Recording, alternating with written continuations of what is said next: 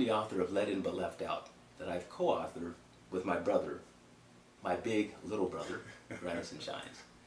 We're going to take a moment to learn a little bit about your background, Granison. Okay, sure. Obviously, you collaborated with me on this book. I think a lot of people would like to understand your background and project. your experience. Okay, So, awesome. Thank you very much.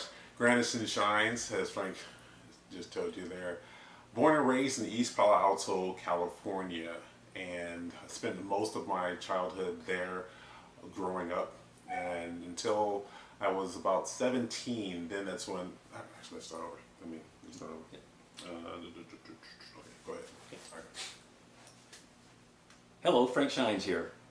I'm the author of Let In But Left Out, which I've co-authored with my brother, my big little brother, younger brother, Granison Shines. We're going to take a moment to learn a little bit about your background. Sure. Obviously, we've done a lot of collaboration on this. I've learned a lot from you in terms of personal branding. We've shared a lot of different ideas as we work with different clients that always seem to have similar types of needs, Sure. which is what has led us to collaborate on this book. So tell us a little bit about yourself. Yeah, first, thanks a lot for bringing me in on the project. I really appreciate that. Yes. Granison Shines, born and raised in East Palo Alto, California. Had a really good childhood there and grew up with my sisters there, Trina Shines and Trisea as well. And unfortunately, my mother and dad, Frank and I share a dad. Unfortunately, at the age of 2 years old, my mom and dad split. So my dad was still very instrumental in my life. Thank God for that. And that's always been something that has propelled me to excel, along with my mom. My mom was there, of course, during the time, like you said, Frank. Years, yeah. Yep, those formative years were very imperative for me to learn a lot about society, a lot about where we grew up, and to really go through some of even the tough times that we had to go Right, through. sure. And so growing up as the only and youngest male in the household, my mother and my two sisters, it was very instrumental for me to understand who I was and who I identified with. And when I really think about growing up in East Palo Alto, it was a very good childhood, as I mentioned earlier. It was also a very challenging childhood. It was also a very opportunistic time for me to really discover a lot about myself. And so as I grew up, I had very close friends that I have to this very day, friends that I have moved to Arizona, where I live now, and I'll explain a little bit more about that later on. And we're still very, very close, and that has been very instrumental in helping me grow up to become the man that I am today.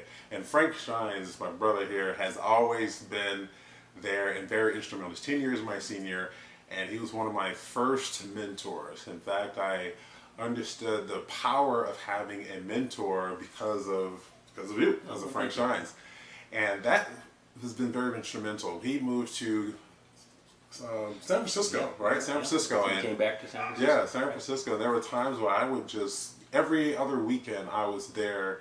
I drove to San Francisco and we would talk, we'd walk, we'd have these conversations that were very instrumental in implanting what I am doing today. And I'll explain a little bit more about that.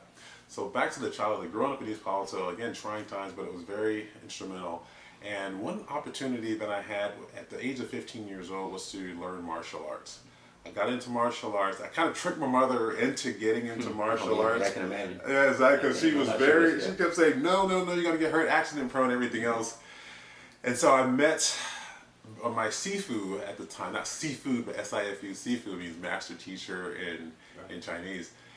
And Brian Oliver was very instrumental in teaching me a lot about communication, especially nonverbal communication, situational awareness, understanding how to read people and understanding getting to know people was very instrumental. So at the age of 15, I got into martial arts, still training martial arts, teach martial arts. I was under his tutelage for 10 years, and it was such a trying time in terms of learning martial arts. It was one of the most difficult things that I've done in my life. It was also one of the most helpful and instrumental growth points in my life as well. Discipline. Yeah. Is the discipline and then learning the self-control, the self-confidence, self-esteem, self-image, self-worth, self-control, which we call now 5 parts of the self in our system, was extremely important. And then I was elevated to a leadership position in the class as well. Oh, okay. So I got my introduction into leadership then.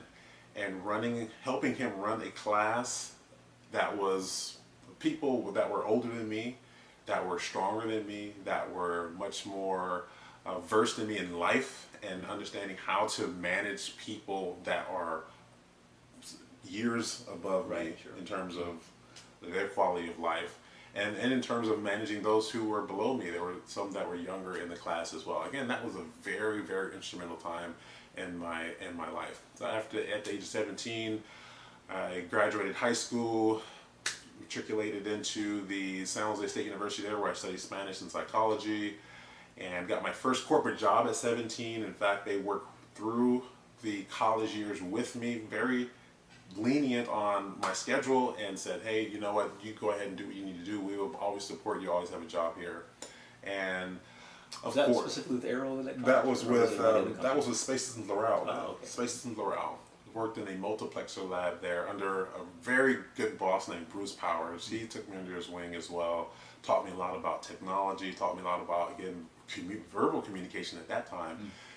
In growing up where we grew up, you have an opportunity to learn, of course, the language of English, but you talk a little bit different because you talk, for instance, the ghetto, right? Yes, right. And I had to learn how to communicate differently. I had to learn how to, at the time, they called it talking kind of quote white, and that was what the black community saw it as back then. Oh, okay, Right. well, you talk a little From more ghetto white. speak to executives. Exactly. But that's exactly what it was. The transition there was very important to understand how to do that and when to talk that way, when to turn it on and when to turn it off. Right, yeah, Learning that definitely. earlier in life was very paramount in how I grew in the corporate world. So again, first job, 17 years old, corporate job.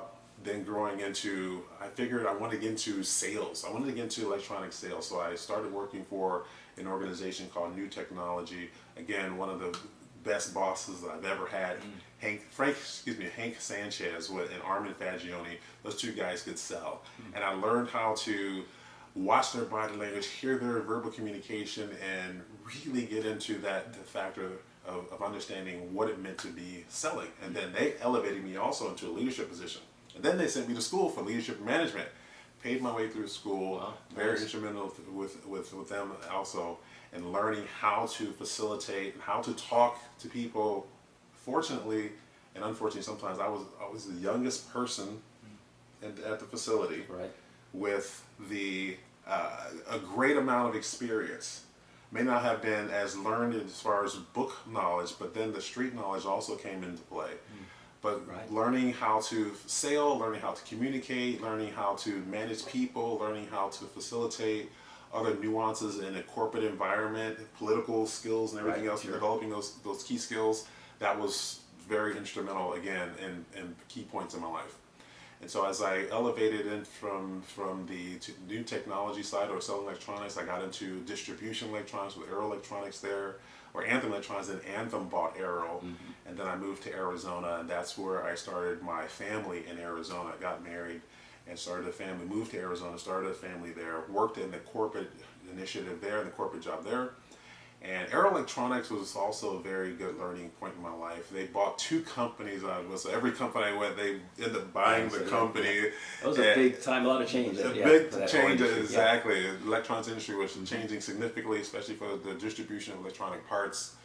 And after that, well, during that time, I was also elevated in my career to managing one of the divisions. I managed the Aero Electronics division of I forget the name of it, but basically it was 9 different divisions in one particular office, and I ran the one that called on what they call the high value clients. We had all the Motorola's in the Valley and New Mexico and in Nogales, Mexico as well.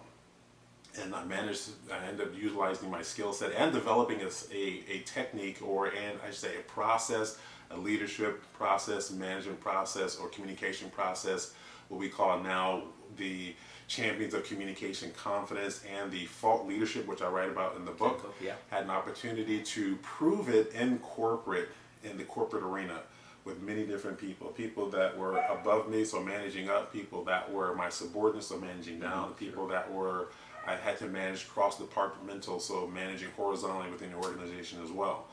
And in discovering a process and outlining the process and then discovering the key skill sets that also a leader should have. That's where I come into the play of writing the book and the chapter in writing the book and making sure that we outline that within and have an opportunity to show you how we did this and referencing a really key phenomenon that happened with Apollo 13 within the book. You'll see that as well. So that's a little bit about Granison Shines.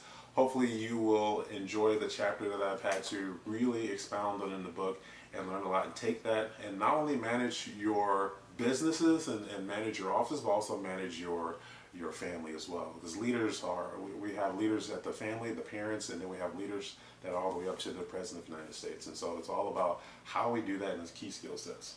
Yeah, exactly. Anytime you have the chance to influence anyone, that's what leadership is all about. Yeah, I really enjoyed working with you on the leadership chapter again, led in but left out. Again, it starts with leadership, right? Leadership, faith, and knowledge in the age of AI, coronavirus, and fake news. It's been a joy learning a bit more about you, Granison. Thank you very much. Thank you all. Thanks.